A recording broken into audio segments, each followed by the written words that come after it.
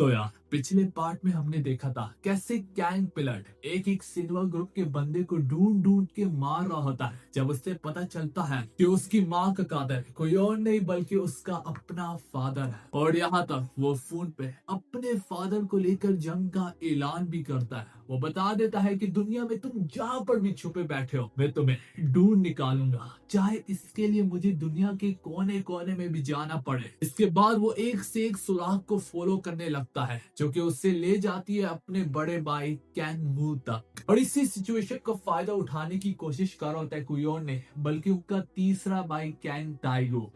उसका यही प्लान होता है कि कैसे वो सारे के सारे भाइयों को आपस में लड़वा दे और जब वो लोग एक दूसरे को मारने में इस कदर बिजी हो जाए तो वो उतने में पूरे के पूरे सिनेमा ग्रुप पर बाड़ी पड़ने की प्लानिंग में जारी होता है। और यहाँ तक उसका प्लान काफी अच्छे से काम कर रहा भी होता है। हम देख पाते हैं कैंग मू बिल्कुल अपने बड़े भाई कैंग चावुक से भिड़ने ही जा रहा होता है, पर इससे पहले पहले वो फोन करता है अपने सेकंड इन कमांड चोई को। वो बोलता है कि मेरा दिमाग गुस्से से पागल हो रहा है, एक से बेहतर फाइटर भेजो मुझसे भिड़ने के लिए। क्योंकि वो चाहता होता है कि जब वो अपने बड़े भाई से लड़ने जाए वो पूरे तरीके से शांत होकर जाए। तो इसी वजह से चोई उससे बताता है ठीक है फिर मैं एक ऐसे फाइटर को भेज रहा हूँ जो कि तुमसे खुद भी मिलने के लिए काफी ज्यादा तड़प रखता है। तो यहीं से स्टार्ट होता है अब हमारा नेक्स्ट पार्ट। हम देख पाते हैं एक बहुत बड़ी फैक्ट्री के पास एक कार आकर रुकती है। उस कार के अंदर से निकलता है कोई और नहीं बल्कि हमारा main character Kang pillar. Kang pillar जैसे इस फैक्ट्री के अंदर दाखिल होने की कोशिश करता है उसका सामना दो गार्ड्स होता है जिन्हें वो जैसे तैसे करके धूल चटा रहा होता है। तो उससे यहाँ पर चोई की कन्वर्सेशन याद आ रही होती है। चोई ने उसे कहा था कि ये एक ऐसी फैक्ट्री है जहां पर तुम कैंग मू से मिलोगे और उसकी एंट्रेंस में तुम्हें खाली दो ही गार्ड मिलेंगे जिन्हें तुम मार के जा सकते हो। पर याद रखो जब तुम उस दरवाजे तक पहुंच जाओगे तो तुम खुद ही जान जाओगे कि वहां पर तुम्हारा दूसरा भाई कैंगू क्या करता है। हम देख पाते हैं हमारा कैंग पिलट जैसे तैसे करके इस दरवाजे को खोल रहा होता है। उसे अभी भी चोई की बातें याद आ रही होती है। चोई ने उससे बोला था जब तुम उस दरवाजे को खोलोगे तो तुम्हें मालूम पड़ेगा कि तुम्हारे भाई कैंगू की एक छोटी सी हॉबी भी है, एक ऐसी हॉबी जिसमें लोगों की हड्डियों को तोड़ा जाता है और इस चीज को सिर्फ कैंगू ही एंजॉय करता है। तो इस दरवाजे को खोलते सारे हमारा कैंग पिलर अब इसके अंदर एंटर करता है, इस रूम के अंदर जहाँ पे उसके बड़े भाई कैंगू ने अभी तक उसकी शक्ल नहीं देखी होती।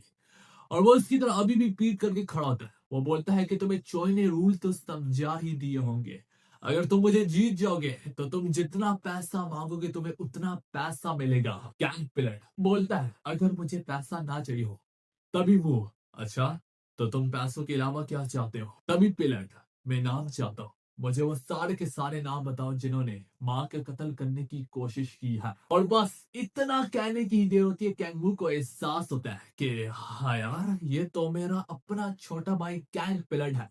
वो उसकी ओर पीछे मुड़ते हुए कहता है अब किसी के भरोसे पे नहीं रह सकते, मुझे यकीन नहीं आता कि चोई ने तुम्हें यहाँ की जगह बता दे। इसके बाद वो यहाँ पर अपने छोटे भाई कैंग पिलट को एक सलाह देता है, भाई किसी पर भरोसा मत करो, ये दुनिया किसी के भरोसा करने के लायक नहीं है। तो आगे से पिलट कहता है भरोसा वो तो मैंने कभी किसी पर बचपन से ही नहीं किया और सबसे बढ़कर अपनी फैमिली पे नहीं किया क्योंकि मेरी फैमिली सबसे ज्यादा बदतर है।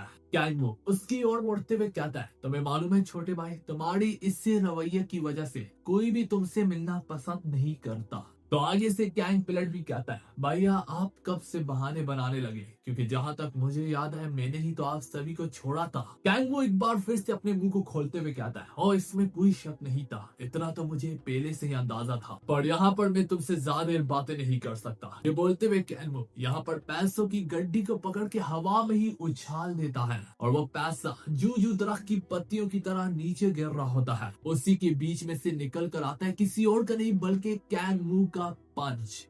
पर यहाँ पर किसी वजह से कैंग पिलट जरा भी पीछे ना हटता और हमें मालूम पड़ता है कि असल में कैंग उसे टारगेट कर रहा ही नहीं था। इसी बात को लेकर कैंग कहता भी है यही फर्क है तुम्हारे और बाकियों के बीच में, तुम पैसे को देख के डिस्ट्रैक्ट नहीं होते, पर तुम्हें पता है इसी वजह से तुम सिनेमा ग्रुप में अपनी जगह नहीं बना सकते। हम सबको पैसा चाहिए और हम पैसों के लिए ही सब कुछ कर सकते हैं। पर अब तैयार हो जाए छोटे भाई, इसके बाद में जब अटैक करने के लिए दोबारा आगे आऊंगा, वो मेरा नकली अटैक नहीं होगा, वो सीधा तुम्हारे मुंह पर होगा। ये बोलने की ही देर होती है, कैंग फौरन से उस पर टूट पड़ता है मेरे भाई लोगों। उसका पहला पंच जो कि कैंग पिलट बड़ी आसानी से ब्लॉक तो कर लेता है, लेकिन इसके फौरन बाद एक शार्प किक फौरन से कैंग पिलट के मुंह पे जाके लगती है। पर यहाँ पर भी कैंग वो रुकने का नाम ना लेता, वो इसी मोमेंटम को जारी रखते हुए घूमते हुए एक और खतरनाक किस्म की लात फौरन से कैंग पिलट की छाती पर दे मारता है, जिसके दम से कैंग पिलट फौरन से उड़ता हुआ गिर जाता है। जिन सब में मुंह अपने डायलॉग को आजमाते में कहता है, मत बताओ भैया तुम सिर्फ इतना ही दम रखते हो, तुम यहाँ पर कुछ तो सोच के आए होगे, तो दिखाओ मुझे तुम कितनी ताकत रखते हो। तो यहाँ पर पिलट अपने कदमों पे खड़ा होते हुए कहता है, ओ मत बताओ भैया, आप सिर्फ इतने ही हमलों से अपने आप को शाबाशी भी देने लग गए। मुंह दोबारा से उसकी ओर बढ़ते हुए कहता है, ओ मैंने सोचा नहीं था कि इतने सालों में अब तुम मजाकिया भी बन चुके हो। इसके बाद वो फिलट को जरा भी बात करने का वक्त ना देता, वो एक और खतरनाक किस्म का वार फिलट के मुंह पे मारता है। इसके बाद वो उसे पकड़ के अपना घोड़ा उसके पेट के अंदर दे मारता है, जिससे यहाँ पर फिलट डैमेज लेता है और वो खांसने लगता है। इसके बाद वो अपने हाथ को लहराते हुए उसके मुंह पे मारता है। इसके बाद वो यहाँ पर सीधा अपनी कोनी को उसके नाक पे दे मारता है। उसके नाक से अब खून बह रहा होता है। कैंग पिलट को एहसास होता है कि उसकी नाक डिसलोकेट हो गई है, तो वो यहाँ पर अपने हाथों के दम पर अपनी नाक की हड्डी को वापस वहीं पर बिठा देता है जहाँ पर उसे होना चाहिए था। तभी यहाँ पर वो दोबारा से कहता है कि कब तक तुम चूहे और बिल्ली का खेल खेलोगे, एक काम करो, मुझे खुद को मारने दो और तुम ऊपर जाकर खुद ही माँ से क्यों नहीं पूछ लेते कि तुम्हें किसने मारा। वो ये बातें बोला होता है कि पिलट की नजर यहाँ पर एक पेचकस पे पड़ती है, तो इसी मौके से फायदा उठाते हुए पिलट यहाँ पर मुंह को जानबूझ के चुराते हुए कहता है, अगर तुम मुझे वाकई में मारना चाहते हो तो एटलीस्ट अपने पंचेस में दम तो डालो ना। ऐसा लगता है कि तुम मुझे मारना ही नहीं चाह रहे, या फिर तुम इतने सालों में पहले से कमजोर पड़ चुके हो। जो भी, अब पहली वाली बात तुम में नहीं रही। ये बात मुंह का दिमाग खराब करने लगती है और उसे अंदर से चुभने लगती है। अब इससे पहले दोनों के दोनों दोबारा से एक दूसरे पे टूट भी पड़ते कि सीन यहाँ पर कट होके फौरन से बाहर जाता है, जहाँ पर हम एक काली गाड़ी में उन्हीं शख्स को बैठे हुए देख पाते हैं जो कि कुछ देर पहले मुंह पे जासूसी का काम कर रहे थे और उन्हें मुंह ने काफी बुरे तरीके से पीटा भी था। वो यहाँ पर रिपोर्ट करते हुए कहते हैं कि हाँ बॉस, सब कुछ प्लान के मुताबिक ही जा रहा है। वो बताते हैं कि हमारी पिछली हरकत की वजह से अब यहाँ पर मुंह को यही लगता है कि उस पर जासूसी का काम किसी और ने नहीं बल्कि उसके बड़े भाई चाबुक ने किया है। पर फिलहाल वो फैक्ट्री के अंदर किसी और से नहीं बल्कि कैंग पिलट से लड़ रहा है। तो दोस्तों यहाँ पर हमें मालूम पड़ता है कि असल में वो जासूस यहाँ पर चाबुक के लिए तो काम करते ही नहीं थे, बल्कि उनके तीसरे भाई टाइगू के लिए काम कर रहे होते हैं। दोस्तों टाइगू ने यहाँ पर इन जासूसों को इस तरीके से पोर्ट्रे करके भेजा था कि जैसे कि वो सबसे बड़े भाई चाबुक के लिए काम कर रहे हैं, और इस वजह से मुंह का दिमाग खराब हो गया था और वो अपने बड़े भाइयों से भिड़ने के लिए ही जा रहा था कि इससे पहले पहले उसका सामना किसी और से नहीं बल्कि कैंग फिलट से हो गया फैक्ट्री के अंदर। और इसी तरह वो फोन काट देता है। वो यहाँ पर खुश हो रहा था कि अब दोनों भाई भी आपस में लड़ने लगेंगे जल्द ही। यहाँ पर बात चाबुक और मुंह की हो रही है, दो बड़े भाइयों की, कि ऐसा करके टाइगू ने आपस में लड़वा सकता है और खुद वो सबसे हाईएस्ट रैंक ले सकता है। वेल एनीवे यहाँ पर उसका चमचा बोलता है, टाइगू सन, आप शायद से भूल चुके कि फिलट को तो हम मारना चाहते थे पर आपने उसे मुंह से लड़वाने के लिए भेज दिया। क्या आप भूल गए कि मुंह कितना ज्यादा ताकतवर है? उसने एक बार एक गैंग बुक नामी गैंग को अकेले में ओवर पावर्ड किया था और यहाँ तक उसके एक एक मेंबर को मार गिराया था। वो इतना ज्यादा ताकतवर है तो वो तो फिलट को मार ही डालेगा, और अगर उसने फिलट को मार दिया तो आप कभी भी उसकी पोजीशन नहीं ले पाएंगे कंपनी के अंदर। तो यहाँ पर टाइगू बोलता है, चाहे भले इतने साल में तुम सिर्फ मुंह को ही जानते हो, शायद से तुम कभी फिलट से मिले भी नहीं। और अब कहानी दोबारा से मुंह और फिलट की लड़ाई की ओर जाती है, जहाँ पर मुंह जैसे तैसे करके बस फिलट को जान से मारने को ही जा रहा होता है अपने फाइनल पंच के दम पर। जिससे पहले पहले फिलट यहाँ पर उसी पेचकस से टूट पड़ता है और वह जैसे जैसे एक दूसरे के खिलाफ लड़ रहे होते हैं, हम अभी भी टाइगू की ही आवाज को सुन पाते हैं। टाइगू यही कहता है, तुम मेरे छोटे भाई को नहीं जानते, वो अपने आप में ही एक शैतान है, वो हमें मायूस नहीं करेगा। और अब हम देख पाते हैं उसका वार जैसे तैसे करके यहाँ पर मुंह को लगने ही लगता है कि यहाँ तक वो उसके आते हुए पेचकस के वार को भी रोकने में कामयाब हो जाता है। मुंह बोलता है, जितना पागल तुम हो, मुझे पता था कि तुम ऐसी घटिया हरकत जरूर करोगे। इसके बाद वो इस पेचकस को दबोचते हुए एक लात मार के पिलट को पीछे धकेलता है। इसके बाद वो पेचकस को घूरते हुए कहता है, और मुझे लगा था कि खिलौने से खेलने की आदत सिर्फ और सिर्फ हमारे भाइयों के बीच में टाइगू की ही है। जो भी, इसी वजह से तुम अपनी माँ को भी नहीं बचा पाए।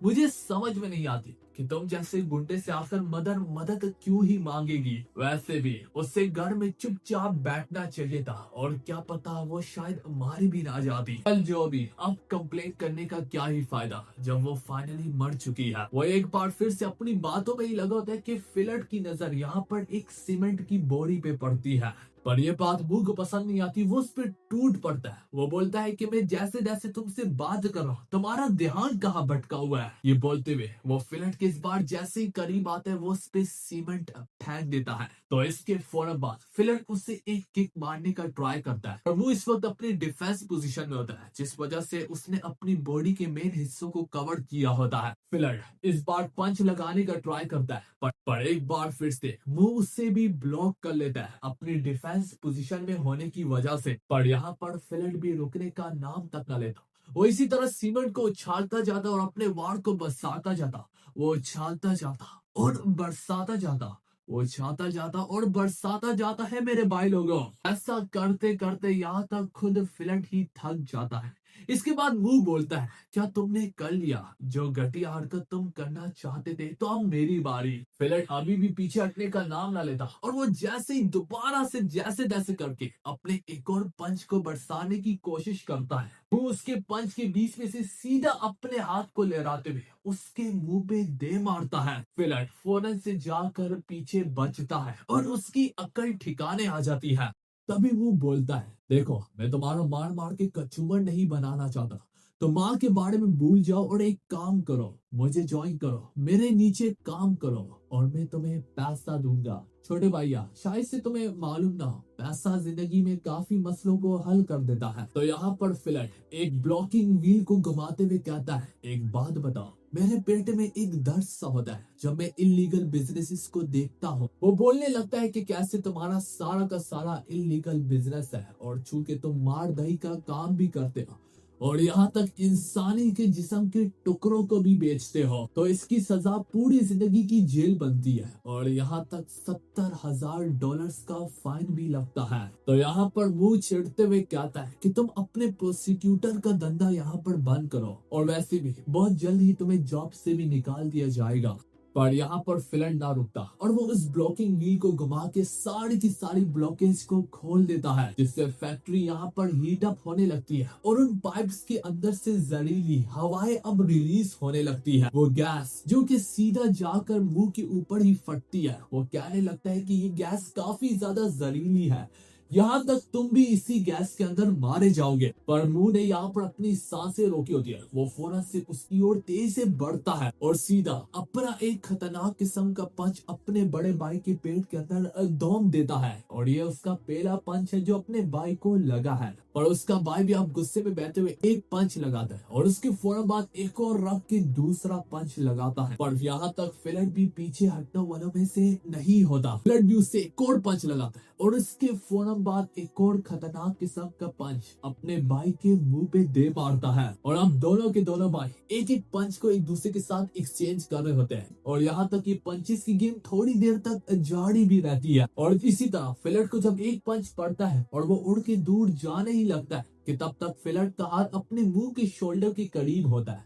तो वो मुंह के शोल्डर की शर्ट से सीधा जा पकड़ता है, और इस बार दुगनी स्पीड से वार भी करता है। और अब दोनों के दोनों ने एक दूसरे के गले में हाथ डाले होते हैं, और दोनों के दोनों एक दूसरे को पंचेस मारते जा रहे होते हैं, मारते जा रहे होते हैं और मारते चले जा रहे होते हैं मेरे भाई लोगों। यहाँ तक दोनों एक दूसरे को मार मार के थक जाते हैं। वो इस जहरीली गैस में सांस ले रहे होते हैं, जिससे उनके जिस्म में दर्द भी हो रहा होता है। पर फिर भी ये फाइट यहाँ पर खत्म होने का नाम तक नहीं ले रही होती कि फाइनली यहाँ पर दोनों के दोनों एक दूसरे को छोड़ देते हैं, और वो अपने एक ही पंच की दम से अब पूरे के पूरे बैटल को खत्म करने का डिसाइड करते हैं। यहाँ तक दोनों के दोनों अपने इसी बहते हुए पंच के साथ दोनों के वार एक साथ जाकर एक दूसरे को लगते हैं। इससे ये होता है कि दोनों के दोनों जाकर जमीन पे गिर जाते हैं। ये गैसेस यहाँ पर बढ़ती जा रही होती है और इस वक्त दोनों के दोनों यहाँ पर खांस रहे होते हैं। मुंह की तो हालत यहाँ पर ज्यादा ही पतली हो जाती है क्योंकि उसकी विल पावर अपने छोटे भाई से कम होती है।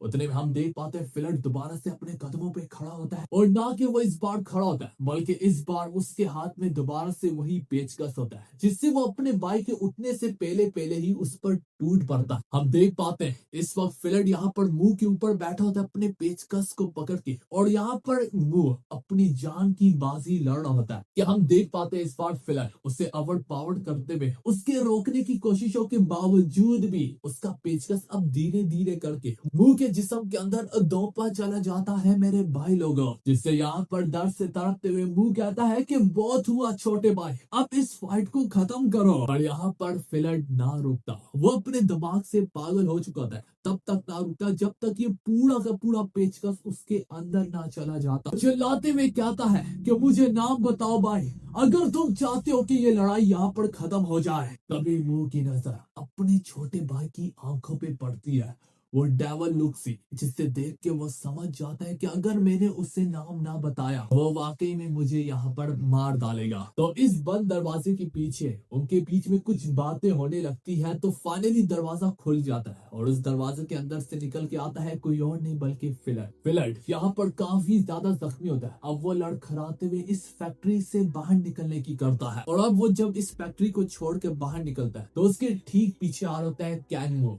कैंगमो भी इस वक्त काफी ज्यादा जख्मी होता है, तो यहाँ पर काफी ज्यादा तड़प रहा होता है, पर वो अभी भी फिलट का पीछा कर रहा होता है। वो नहीं चाह रहा था कि फिलट यहाँ से जिंदा बच के निकल जा। वो यहाँ पर सिनेमा ग्रुप के अंदर फोन लगाते हुए कहता है कि फौरन से गाड़ी लेके मेरे पास पहुंचो, जितने भी लोग इस वक्त अवेलेबल है। वो बताता है कि कैंगमो यहाँ पर सीधा जिंदा इस फैक्ट्री से बाहर ना निकल पा। दोस्तों यहाँ पर हमें बताया जाता है कि सिनेमा ग्रुप के अंदर टोटल 145 फैक्ट्रीज है जो कि सारी की सारी इनके लिए पैसा बनाने का काम करती है। वो यहाँ पर फोन में बातें कर रहे थे कि उतने में पीछे से कोई और शख्स उस पर टूट पड़ता है, वो उसकी पीठ पीछे छोड़ा मार देता है। दोस्तों यहाँ पर तभी हमें मालूम पड़ता है कि असल में वो कोई और नहीं बल्कि कैंग टाइगो उसका तीसरा भाई होता है। वो यहाँ तक बोलता भी है कि मुझे नहीं पता फिलट ने तुम्हें जिंदा क्यों जाने दिया, पर मुझे लग रहा था कि फिलट तुम्हें मार डालेगा, पर उसने ऐसा नहीं किया, जिस वजह से देखो मुझे ये गंदा काम करना पड़ रहा है।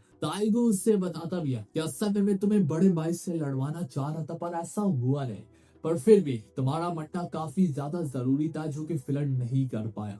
तुम्हें क्या लगा मैं सिर्फ और सिर्फ तुम्हारे अंडर रह के तुम्हारे ही काम करूंगा? तो तुम गलत हो। मैं यहाँ पर तुम्हें मार डालूंगा और सारा का सारा इल्जाम किसी और पे नहीं बल्कि फिलट के सर पे आएगा। वैसे भी पिलट को इन चीजों से फर्क नहीं पड़ता। यहाँ पर वो अपने आप को छुड़वाने की जैसे तैसे कोशिश ही करता है, तो यहाँ पर टाइगो अपने चाकू को और जोर से घुमाता है जिससे मुंह को काफी ज्यादा दर्द होने लगता है। इसके बाद वो फाइनली काफी बेरहमदिली से अपनी नाइफ को उसकी पीठ पीछे से बाहर निकालता है और वो जैसे ही जमीन पे गिर जाता है तभी यहाँ पर पहुंचते हैं कैंगमू के बंदे। वो फौरन से भागते हुए कहते हैं कि बॉस आप ठीक तो है ना, पर तभी यहाँ पर टाइगू नाटक करने लगता है। वो बोलता है कि इसे फिलट ने मारा है, जल्दी से एम्बुलेंस बुलाओ। तुम सारे के सारे कमीने कहाँ पर थे जब फिलट यहाँ पर मुंह को पीट रहा था? और अब वो लोग जैसे ही एम्बुलेंस को बुलाने के लिए फोन करते हैं, यहाँ पर कैंगमो अपने मुंह को खोलते हुए कहता है तुम्हें क्या लगा कि तुम्हें मेरी कुर्सी मिल जाएगी?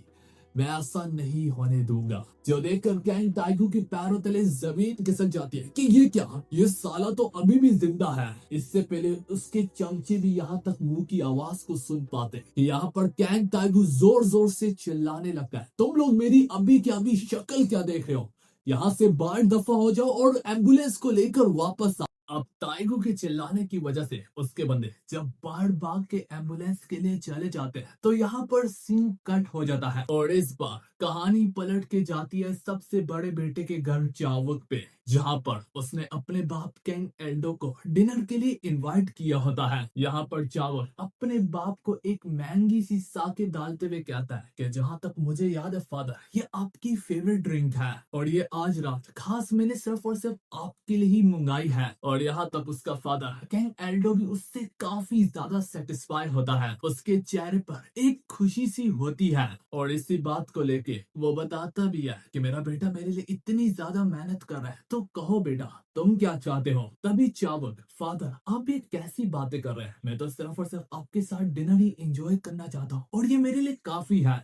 कैंग एल्डो, ओ शर्मा मत बेटा, अब बताओ भी तुम क्या चाहते हो। अगर मेरा बेटा कुछ चाहता है तो मैं उसे पूरा करने के लिए किसी भी हद तक जाने के लिए तैयार हूँ। ये उसके कहने की ही देर होती है कि चाबुक अब अचानक से काफी ज्यादा सीरियस हो जाता है और वो बताता है कि शेयर होल्डर्स को लेकर, एग्जीक्यूटिव मेंबर्स को लेकर बीच में कुछ तो खलबली सी मच रही है और वो यहाँ तक बहाने ढूंढ रहे मेरी लीडरशिप के ऊपर सवाल उठाने के लिए। इसके बाद वो अपनी फाइनली नजर उठाता है और एक इंटेंस लुक से अपने फादर को घूरते हुए चाहता है, पिताजी मैं चाहता हूँ कि आप नेक्स्ट शेयर होल्डर की मीटिंग में खुद पर्सनली आए, मेरे लिए और अपने लिए। और आपका पहला बेटा होने के नाते मैं समझता हूँ कि ये मेरा हक बनता है कि आप साफ साफ शब्दों में उनको बता दीजिएगा और ये रूल सेट कर दीजिएगा। और दोस्तों वो सब इतना ही कहता है, इससे आगे वो कुछ कह ना पाता है। पता है क्यों? क्योंकि वहाँ पर अचानक से दो बंदे आके कैंग एल्डो के कान में कुछ फुसफुसाते हैं और इसके बाद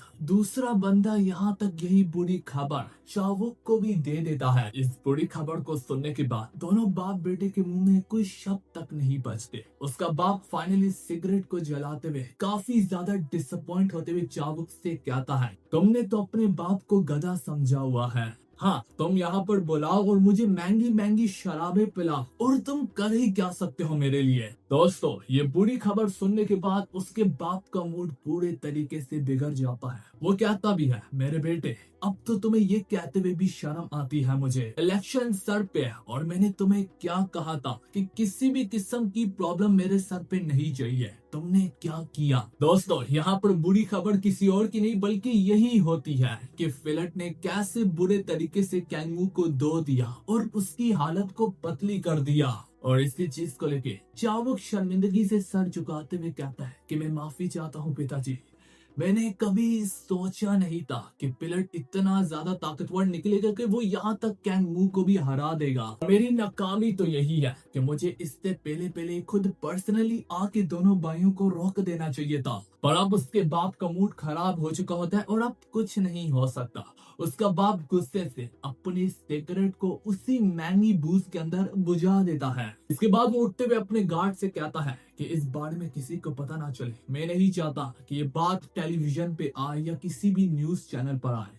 इलेक्शन सर पे है, हम इस मामले को काफी प्रोफेशनल तरीके से हैंडल करेंगे। और इसके बाद जाते जाते वो यहाँ तक चाबुक को एक बार फिर से सुनाने लगता है कि तुम अपने आप को बड़े भाई कहते हो, अपने आप को बिजनेसमैन कहते हो, खाक बिजनेसमैन हो तुम। अगर तुम अपने भाइयों को ही नहीं संभाल सकते क्या कंपनी चलाओगे तुम। पैथेटिक, बेकार, घटिया और नालायक औलाद हो तुम मेरी। और जाते जाते वो यहाँ तक अपने बेटे को एक सलाह भी देते हुए जाता है। वो कहता है, और अगर जब तुम्हें बेचैनी हो मुझसे दोबारा मिलने के लिए या फिर तुम कुछ चाहते हो कि मैं तुम्हारे साथ नेक्स्ट शेयर होल्डर की मीटिंग में आया करूं, तो इसके बजाय तुम महंगी महंगी शराब मुझे ना पिलाया करो, बल्कि वो काम कर दिया करो जो मैं चाहता हूँ और ये मेरे लिए काफी होगा। ये बोलते हुए वो काफी जोरदार तरीके से दरवाजा मार के चला जाता है। चाबुक का बाप आज तक उससे काफी ज्यादा इम्प्रेस था। ये पहली बेइज्जती है जो उसने काफी बुरे तरीके से उसके सामने किया है,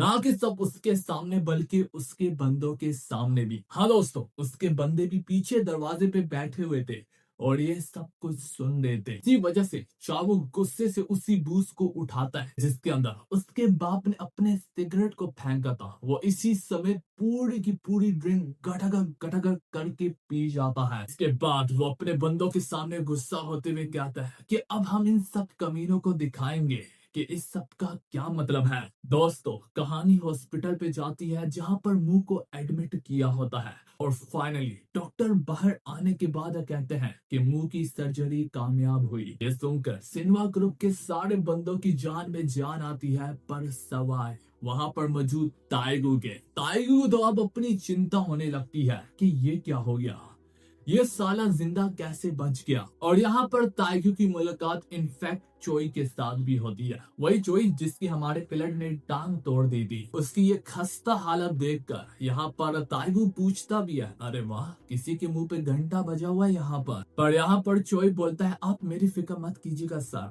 इनफैक्ट आप भी तो काफी ज्यादा परेशान लग रहे हैं मुझे। खैर, यहाँ पर ताइगू उसे फलों से बड़ी हुई बास्केट देते हुए कहता है कि मैं मुंह से अंदर अकेले में मिलने जा रहा, तुम लोग यहीं पे रुको। और ये बोलते हुए वो फौरन से उसके प्राइवेट रूम में एंटर करता है जहां पर उसकी अभी अभी सर्जरी हुई होती है। तो देखकर ताइगो यहाँ पर भी तंजिया तौर पर कहता है, अरे वाह, जब मैं बीमार हुआ था तो उन्होंने मुझे 4 लोगों के बीच में फेंक दिया और तुम्हें तो ये प्रिंसेस ट्रीटमेंट दे रहे हैं। इसके बाद वो मुंह के पास आके कहने लगता है, मुझे इतना तो पता है कि तुम मुझे सुन सकते हो। ताइगो बोलता है कि मैंने तुम्हें मारने के लिए क्या कुछ नहीं किया और यकीन नहीं आता तुम जिंदा बच गए। एक काम करता हूँ, तुम्हारी जान को यहीं पर नोच लेता हूँ। ये उसके कहने की ही देर होती है कि हम देख पाते हैं उस हार्ट बीट मशीन में यहाँ पर मुंह की हार्ट बीट अचानक से काफी ज्यादा बजने लगती है, जो देखकर ताइगू बोलता है, अरे वाह भाई, आपकी तो अभी से फट गई, रिलैक्स, मैं कुछ नहीं कर सकता, यहाँ पर इतने बंदे मौजूद है, इतना तो मैं भी पागल नहीं हूँ। ये बोलते हुए उसके अचानक से काफी ज्यादा करीब आ जाता है और वो उसके कान में बोलता है, अब बताओ मुझे, पिलर ने आखिर तुम्हारी जान कैसे बख्श दी? पिलर ने तुम्हें जिंदा क्यों जाने दिया? तुम्हारे बीच में क्या बात हुई? और इसी बात का जवाब ढूंढने में यहाँ पर आया हूँ आपसे मिलने के लिए। वो इसके काफी करीब आकर बोला होता है, एक इंटेंस लुक के साथ और एक कड़वे लहजे के साथ, जो देखकर यहाँ पर मुंह के पैरों तले जमीन खिसक जाती है। वो हिलने की कोशिश करता है लेकिन वो अपने हाथ को हिलाने के अलावा कुछ भी नहीं कर पाता, जिस वजह से उसकी हार्ट बीट मशीन काफी ज्यादा बीप बीप का अलार्म देने लगती है।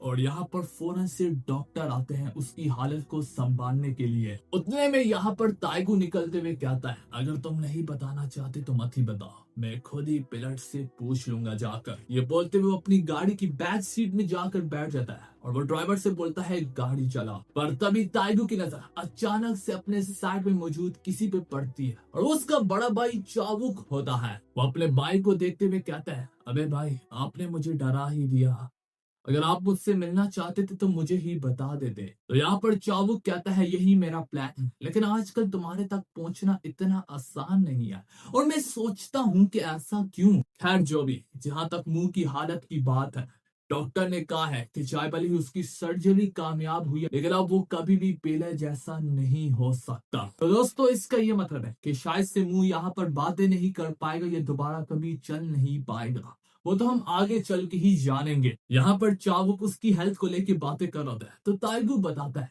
कि हाँ, तुम सबको मेरा शुक्रिया कहना चाहिए, क्योंकि अगर मैं वक्त पर कभी भी मुंह को हॉस्पिटल ना लाता तो शायद से वो बचता भी नहीं। यहाँ पर चावल इसी बात से सहमत होकर बोलता है, हाँ, मसला तो यही है, कोई उससे पहले वहां तक जा पहुंचा, कोई पहले ही उस तक जा पहुंचा हमसे पहले, और वो तुम थे ताइगो। पर हैरानगी की तो बात यह है कि उसकी कमर के पीछे स्टैप किया गया है उसके लंग्स के ऊपर, और ये कलाकारी तो किसी अच्छे नाइफ होल्डर को ही आती है। इस तरीके से उसके लंग्स पे अटैक किया गया है कि वो जिंदा बच ही ना पाए। वो तो लकली वो बच गया। ये तो सब एक ऐसे बंदे का ही काम हो सकता है जिसको नाइफ में काफी ज्यादा महारत हो। ये सुनने की देर होती है, ताइगू अपने नाखून को चबाने लगता है। डर के मारे, खौफ के मारे उसकी हालत अब पतली होने लगती है। इन सब के बाद चाबुक मजीद बोलता है, पिलट तो ज्यादातर अपने दुश्मनों को अपने हाथों से मारना पसंद करता है, ना कि नाइफ के दम पर। ये काम मुझे कहीं ना कहीं तुम्हारा लगता है ताइगो। और ये बस उसके कहने की ही देर थी। हम देख पाते हैं एक बार फिर से ताइगो डर से थर थर कांपने लगता है। उसका कलेजा उसके मुंह को आने को लगता है, जैसे कि अब उसे सांस लेने में भी दुश्वारी हो रही हो। चाबुक आगे बताता है, आफ्टर ऑल जाहिर सी बात है, क्योंकि नाइफ बाजी तो मैंने ही तुम्हें सिखाई थी, ये कलाकारी मैंने तुम्हें सिखाई थी तो मैं ये देख के ही कह सकता हूँ। पर जो भी, ये बोलते हुए वो यहाँ पर मुंह की फाइल्स को फाड़ते हुए मजीद कहता है, जो भी, मेरे ख्याल में मैं गलत भी हो सकता हूँ।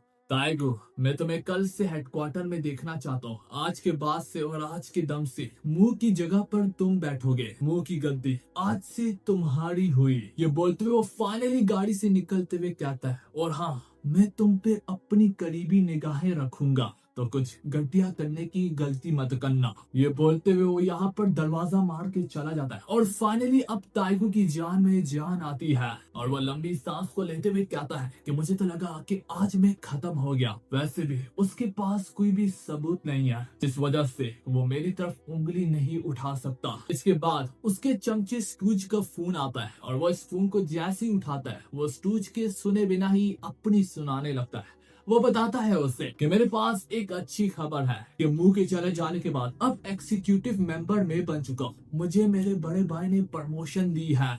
मैंने तुम्हें कहा था ना कि मैं मुंह को अपने रास्ते से हटाऊंगा और उसकी जगह ले लूंगा, तो मैंने ठीक ऐसा ही किया। ताइगो यहाँ पर जितना मर्जी बातें करता रहता, उसे फोन के पीछे से कोई जवाब नहीं आता और वो कहता है, स्टूज, क्या तुम मेरी बात को नहीं सुन पा रहे?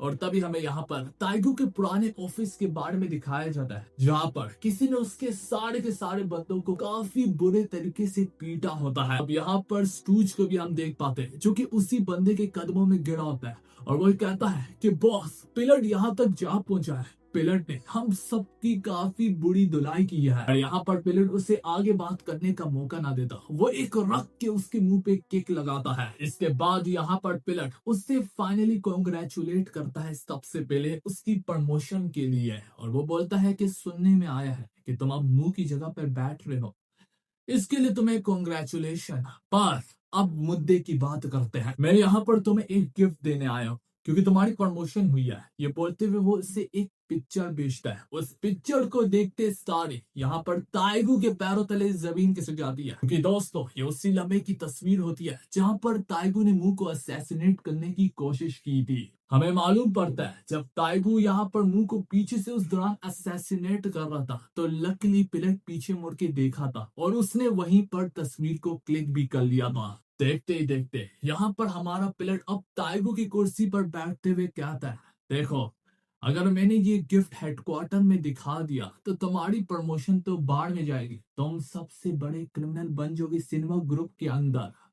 अब तुम ही मुझे बता दो कि तुम ये तस्वीर कहाँ पर चाहते हो, या फिर इस तस्वीर को मैं सीधा हेडक्वार्टर के अंदर ले जाऊं, या फिर तुम मुझसे मिलने यहाँ पर आ रहे हो। अगले ही पल में हम यहाँ पर टाइगर को गाड़ी भगाते हुए देख पाते हैं और वो फौरन से अपने पुराने ऑफिस ही जा रहा होता है, जहाँ पर कुछ ही देर में वो जैसे ही पहुंचता है वो गाड़ी से निकलते हुए अपने बंदों पर चिल्लाने लगता है कि सब इतने ही कम बंदे, बाकी लोग कहाँ पर हैं। तो आगे से उसका एक चमचा कहता है कि बॉस, आपने काफी शॉर्ट नोटिस में बुलाया, बाकी लोग तो टाउन से बाहर छुट्टियां मना रहे हैं। टाइगो यहाँ पर उसके होंठों को ही काट देता है। वो बोलता है कि सालों, फिर अगर छुट्टियां मनानी तो जाकर छुट्टियां मनाओ ना। हम लोगों को पता है यहाँ पर हम किसके साथ डील कर रहे हैं। पिलट नाम है उसका, उसने अभी अभी मुंह को ठिकाने लगाए है और अब अगला नंबर हमारा है। इसी तरह वो यहाँ पर सारे के सारे बंदों को बैट पकड़ा के अब फौरन से अंदर भेजने लगता है एक एक करके, पर वो खुद अंदर नहीं जाता और साथ ही साथ वो दो लोगों को भी रोकते हुए कहता है इस वक्त उसने अंदर काफी मारपीट की होगी, वो आहिस्ता आहिस्ता थक रहा होगा, तो उसके थकने का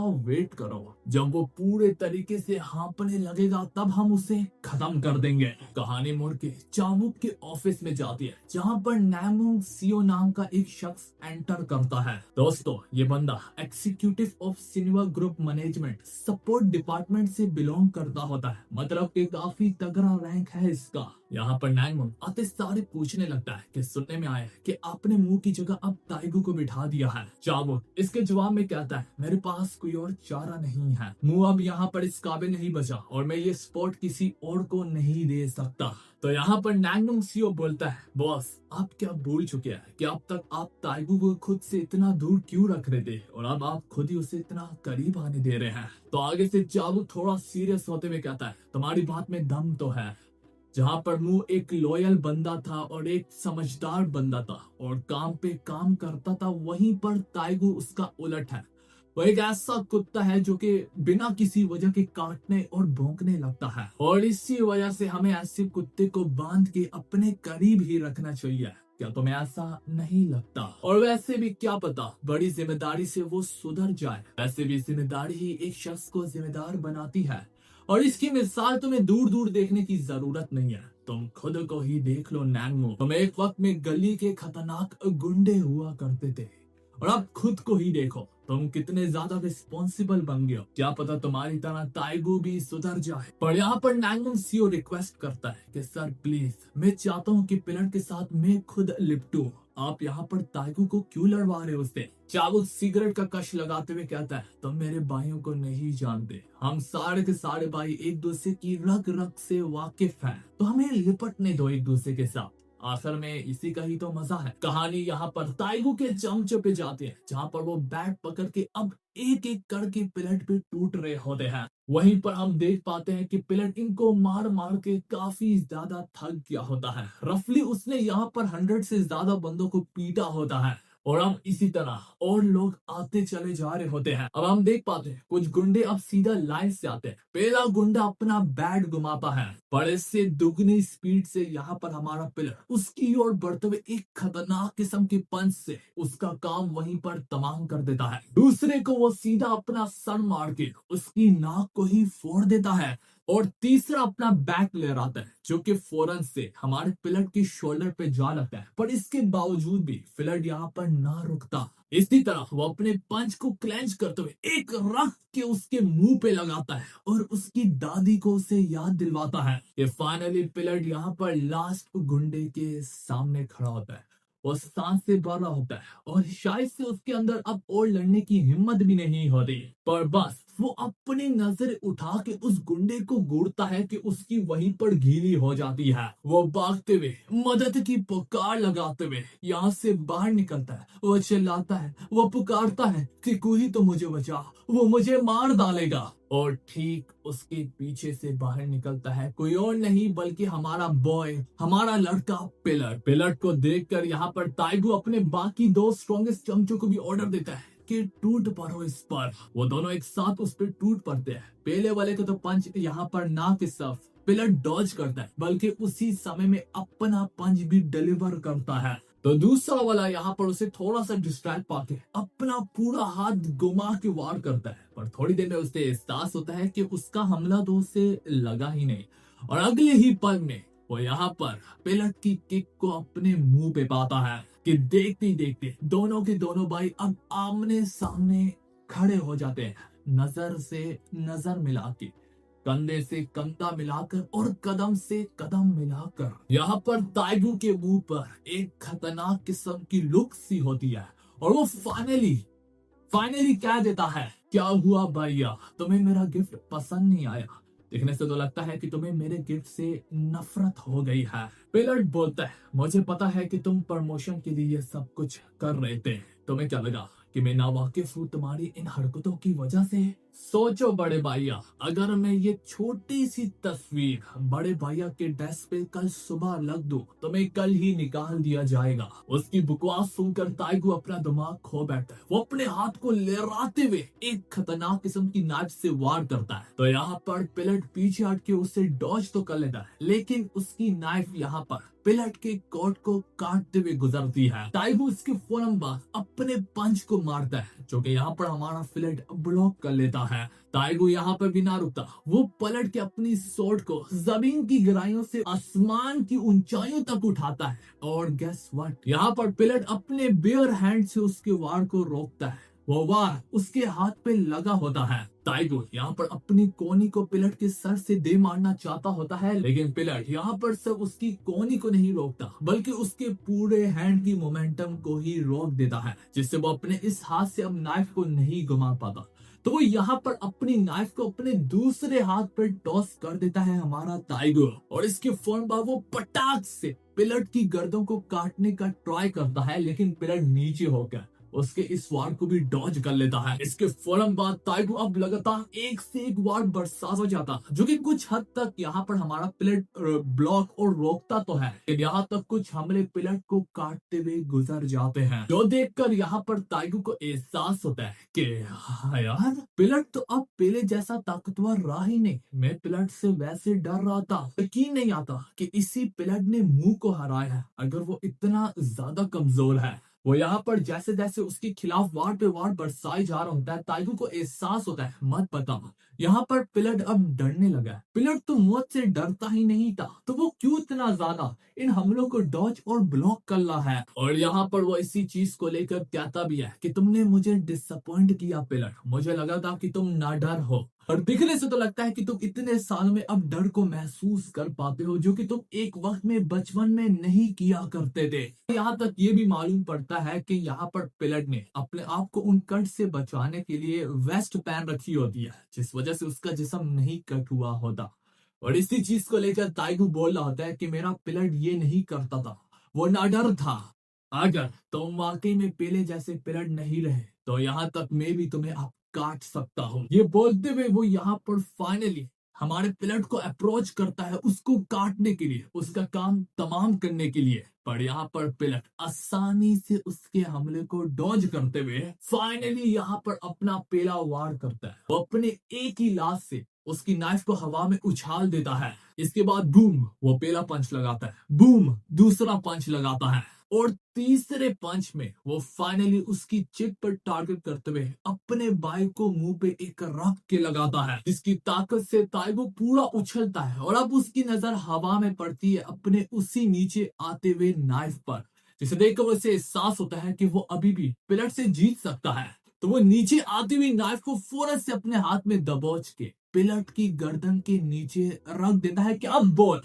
तो दोस्तों फाइनली इसी के साथ ये लड़ाई यहाँ पर खत्म हो जाती है और यहाँ पर ताइगो जीत जाता है।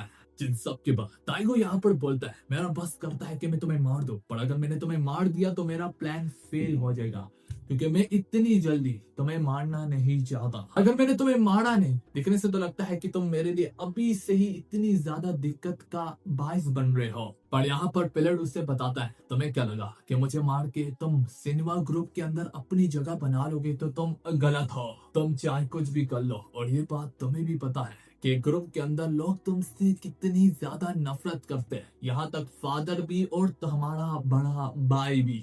तुम कभी भी अपनी जगह नहीं बना सकते उनके होते हुए, चाहे भले ही तुम्हें छोटी सी प्रमोशन मिल गई हो। ताइगो चिढ़ते हुए कहता है वैसे भी इस सब से तुम्हें क्या ही फर्क पड़ता है, तुम्हें क्या लगा कि तुम मुझे इतना बोलोगे और मैं तुम्हें जिंदा यहाँ से जाने दूंगा। तो यहाँ पर पिलट बोलता है अपनी जबान संभाल के ताइगो, अगर मैं चाहूँ तो मैं तुम्हें इधर ही मार सकता हूँ। मैंने तुम्हें खुद पे बारी पड़ने दिया क्योंकि मैं चाहता था ऐसा करना। तुम बताओ तुम क्या चाहते हो ताइगो? तो ये सोच समझ के इस बात का फैसला करो। बोलते वो यहाँ पर सीधा अपने बेयर हैंड से उसकी नाइफ को पकड़ लेता है और दबोचते हुए पीछे करने लगता है। ये इस बात का सबूत है कि पिलट आज भी मौत से नहीं डरता। पिलट उसे बोलता है अगर मैं तुम्हें मारना चाहूँ तो मैं तुम्हें इधर ही मार सकता हूँ। इसके बाद वो टाइगर को समझाने लगता है कि तुम सिनेमा ग्रुप को अपने नाम पर करना चाहते हो ना, तुम नेक्स्ट बॉस बनना चाहते हो ना, तो इसमें मैं तुम्हारी मदद कर सकता हूँ। वैसे भी तुम एक नाडर बंदे को चाहते थे जो कि तुम्हारे लिए किसी से भी लड़ ले, तो वो नाडर बंदा मैं तुम्हारे लिए बन सकता हूँ। ये बोलते हुए वो यहाँ तक उसके नाइफ को अब पीछे धकेलने में कामयाब भी हो जाता है। इसके बाद फाइनली वो उस नाइफ को छोड़ के यहाँ से जाने लगता है, और उस दौरान ताइगो को एहसास होता है कि हाँ यार, मुझे तो लगा था कि मैं इसका इस्तेमाल कर रहा हूँ, पर असल में यहाँ पर पिलट को पहले से ही पता था कि मैं क्या प्लानिंग और क्या स्कीम कर रहा हूँ। वो मुझसे भी ज्यादा समझदार निकला। अब पिलट अब उसके करीबी से जैसे जैसे करके गुजर रहा होता है, तो यहाँ पर ताइगो चिल्लाते हुए कहता है कि तुम क्या चाहते हो, ये सब कुछ तुम क्यों कर रहे हो? अगर तुम्हें वाकई में पता है मैं तुम्हारा इस्तेमाल कर रहा हूँ, तो तुमने क्यों खुद को इस्तेमाल करने दिया? पिलट जवाब में कहता है क्योंकि मैं सिर्फ माँ का कातिल का नाम जानना चाहता हूँ। तो ताइगो भी चिल्लाते हुए कहता है कि तुम्हें बता तो दिया था, तुम्हें मैंने नाम दे तो दिया था कि वो किसने किया, वो मुंह ने किया था, है ना? मुंह और तुम्हारे बीच में क्या बात हुई कि तुमने उसे जिंदा जाने दिया? वो जितना जोर जोर से चिल्ला चिल्ला के कह रहा होता है, यहाँ पर पिलर उतना ही कामली उसका जवाब देते हुए कहता है, क्योंकि वो मुंह था ही नहीं। वो मुंह नहीं था जिसने मदर का कत्ल किया, वो कोई और था। और तुम जानना चाहते हो कि हमारे बीच में क्या बात हुई, तो मैं तुम्हें बता देता हूँ कि मेरे और मुंह के बीच में क्या बात हुई। उस बंद कमरे के अंदर हम देख पाते हैं जहाँ पर पिलर यहाँ पर मुंह को मारने ही वाला था, और उनके बीच में शुरू में ये डील रखी गई थी कि जो भी जीतेगा, हारने वाले को उसका प्रॉमिस को पूरा करना पड़ेगा। तो मुंह कहता है, ठीक है फिर पिलर, तुम जीत के मैं तुम्हें वो नाम बता देता हूँ जो कि तुम जानना चाहते हो। यहाँ पर मुंह फिर फाइनली उसे बताना शुरू करता है। उस रात में मदर से मिलने गया था, वो मैं सिर्फ काम के सिलसिले से गया था, ऐसा नहीं कि मैं उसे वहां पर मारने के लिए गया था। हर से चाय भले ही दिखने से तो लगता है कि हम सिनेमा ग्रुप एक दूसरे से काफी ज्यादा लॉयल है, और बॉस सिर्फ मेरा फादर ही है। पर असल में सिनेमा ग्रुप के अंदर भी आपस में भी काफी ज्यादा लड़ाइयां चल रही है। जब से हमारे फादर ने पॉलिटिक्स को ज्वाइन करने का डिसीजन लिया था, तब से चीजें बिगड़ने लगी, क्योंकि सिनेमा ग्रुप के अंदर जितने भी शेयर होल्डर्स थे, वो चाह रहे थे कि वो बाप की जगह पर जाकर बैठ जाए, उसे हटाकर। वैसे वो इतना मसला नहीं था, क्योंकि चाबुक और मैं उनसे अकेले में भी भिड़ सकते थे। मसला तो था हायर अप्स का, जिन्होंने बड़ा बड़ा पैसा सिनेमा ग्रुप के अंदर डाला हुआ था। वो सारे के सारे एक साथ मिल गए, और वो यहाँ पर फादर को हटाना चाहते थे लीडरमैनशिप से। वो सारों ने आपस में एक साथ मिलकर अपने शेयर को कंबाइन कर दिया। तो इतना तो तय था कि वो लोग हमसे पावर को छीन सकते थे सिनेमा ग्रुप के अंदर। हमें जल्द ही कुछ करना था, जिस वजह से मेरे फादर और हम सबका शेयर मिलाकर एक तरफ और बाकी लोगों का शेयर मिला के दूसरी तरफ, तो पल्ला यहाँ पर बराबर खाता। अब फर्क सिर्फ एक ही शेयर से पड़ता था, और वो था हमारी मदर का शेयर। वो किसको चुनेगी? इतना तो तय था कि सिनेमा ग्रुप हमारे फादर ने शुरू किया था, उसकी जड़ें हमारे फादर ने बगोई थी, तो उनको पानी देने का काम हम भाइयों ने किया था। यही चीज शेयर होल्डर को पता था कि शाहिद से हमारी मदर अपने पति को चुनेगी, ऐसा उन्हें लगता था। इसी के कारण शेयर को कंट्रोल करने के लिए किसी ने हमारी माँ को अंदर ही मार डाला। और अब कहानी प्रेजेंट में आती है अगले दिन पे। ताइगू फौरन से हेड ऑफिस पहुंच जाता है, हेडक्वार्टर में, क्योंकि ऐसा पिलट ने उसे करने के लिए कहा होता है। और वो जैसे जैसे ऑफिस पहुंचता है, हम अभी भी पिलट की आवाज को सुन पाते हैं। पिलट ने उसे कहा होता है कि हम दोनों को एक दूसरे से लड़ने की जरूरत ही नहीं है, बल्कि हम दोनों एक साथ मिलकर काम कर सकते हैं। मैं चाहता हूँ कि तुम मुंह की जगह पर बैठो और बिल्कुल उसकी तरह ही ऑर्डर्स को जारी कर दो। मैं चाहता हूँ कि तुम सिनेमा ग्रुप के अंदर अपनी अथॉरिटी और अपनी पावर का इस्तेमाल करके ये जानने की कोशिश करो कि किसने हमारी माँ का कत्ल किया है। कि अगर तुमने उसे ढूंढ लिया, तो मैं उस सब के सबको मार डालूंगा, और ऐसा करने से एक ही तीर से दो शिकार होंगे। वो बंदे तुम्हारे रास्ते से हट जाएंगे। इसका मतलब तुम्हें कोई भी बॉस बनने से नहीं रोक सकता। ताइगू, तुम अगले बॉस बन जाओगे सिनेमा ग्रुप के, और मेरा मकसद भी कामयाब हो जाएगा। मैं अपनी माँ का बदला पूरा करना चाहता हूँ। और यही चीज पिलट और ताइगू के बीच में डिस्कस की गई थी, और इसी के साथ यहाँ पर ताइगू और अब पिलट मिलकर काम कर रहे हैं। दोस्तों, ऑफिस में पहुंचते सारे ताइगू यहाँ पर सबसे पहले एग्जीक्यूटिव मुंह के नाम को गिराता है, और इसकी जगह वो कहता है कि मेरा नाम एग्जीक्यूटिव की जगह पर लगाओगे, क्योंकि ये जगह आज से मेरी हुई। वो यहाँ पर अपने चमचों को कहता है कि जल्दी जल्दी हाथ चलाओ, यहाँ पर हमें काफी कुछ काम करना है। वो इस वक्त यहाँ पर सिनेमा ग्रुप के हेडक्वार्टर की टॉप पर बैठा होता है, क्योंकि अब वो मुंह की जगह पर बैठता है। इसका मतलब उसके पास काफी बड़ी ताकत अब आ चुकी है। वो यहाँ पर ऊपर से नीचे कुछ नए बंदों को देखते हुए कहता है, जरा देखो तो से। नो वंडर हर कोई यहाँ पर इस कुर्सी पर आके बैठना चाहता है, क्योंकि यहाँ पर ऊपर से देखने से सारे लोग बिल्कुल एक कीड़ी की तरह दिखते हैं, और ऊपर से देख के ही मेरा सर चकराने लगा है। दिखने से तो लगता है कि ये मेरी एटीट्यूड सिकनेस होगी। तो पीछे से उसका चमचम बोलता है कि बॉस, अब ठीक तो है ना। उसको देखकर वो काफी गुस्से से उनके कपड़ों को गूंदने लगता है। तो वो बोलता है, जरा देखो तो सही खुद को, फकीर लगते हो तुम सारे के सारे। इतने बड़े हेडक्वार्टर में पहुंच चुके हो और अभी भी गंदे कपड़े पहने हैं। ये बोलते हुए उन्हें पैसा देता है और कहता है कि खुद के लिए अच्छे कपड़े खरीदो। इसके बाद वो कुर्सी पर बैठते हुए एक लंबी सांस भरते हुए कहता है, तुमने देखा उन्होंने कितने गंदे कपड़े पहने थे। नो वंडर कि मैं इतना ऊपर नहीं आ पा रहा था, क्योंकि मेरे चमचे ही इतने ज्यादा घटिया है। उनसे अभी भी मेरी पिछली बेसमेंट की गंदी नाली की बू आ रही है, जहां पर मैं पहले अपने पुराने ऑफिस में बैठा करता था। एनीवेज समूज, क्या तुमने वो काम कर दिया जो कि मैंने तुम्हें दिया था? तो यहाँ पर समूज उसे फाइल्स देते हुए कहता है कि इसी में उन सब का नाम है। ताइगू बोलता है, अबे यार तुम मुझे आईपैड या किसी दूसरी टेक में क्यों नहीं देते थे? मैं आजकल इतना प्रोफेशनल हो गया हूँ, हमें अपने काम को अब नेक्स्ट लेवल पे ले जाना पड़ेगा। और यहाँ पर जो इस वक्त तुम लोग समूज के चेहरे पे वो मार के निशानात देख रहे हो, ये कल रात को पिलट ने उसे पीटा है। खैर, अब वो इन फाइल्स में इनके नाम को देखते हुए पूछता है कि क्या खास है इनके बारे में। समूज बताता है कि इन सब के बारे में दो चीजें कॉमन है। पहला, इनके पास एक्सपीरियंस नहीं था। दूसरा, ये इतनी तालीम भी नहीं रखते थे, फिर भी उनको इतना बड़ा बड़ा रैंक दे दिया गया। लेकिन जो सबसे ज्यादा बढ़ के एक चीज इनमें कॉमन है, वो ये है कि उन सब ने एक साथ ही क्विट कर दिया। हाँ, उसी दिन क्विट कर दिया जिस दिन आपकी मदर मारी गई थी। तो वो यहाँ पर उन पेपर को सूंघते हुए कहता है कि हाँ, वाकई में इनसे काफी गंदी बदबू आ रही है। वो इसके इस अजीब से रवैये को देखकर कहता है कि बॉस, आप ये क्या कर रहे हैं? ताइगू बोलता है, मेरी चिंता मत करो, बस मुझे मजा आ रहा है। मुझे नई नई कुर्सी मिली है तो मुझे मजा लेने दो। इसके बाद वो पूछता है कि ये फाइल्स क्या हमारे उन्हीं पिछले चाइना के हैकर्स ने निकाली है, जिन्होंने पिछली फाइल्स को निकाला था हमारे लिए? तो आगे से समूज बोलता है, हाँ मास्टर, ये काफी अच्छे से काम करते हैं। तो फाइनली ताइगू खड़ा होते हुए कहता है, ठीक है, फिर एक काम करो, इन सबको कल ही हेडक्वार्टर में बुला दो चाइना से। मुझे अब मसल रोड नहीं चाहिए, जिनकी सर बड़ी बड़ी मसले हैं, उनका दिमाग नहीं चलता। अब मुझे समझदार लोग भी अपनी टीम में चाहिए है।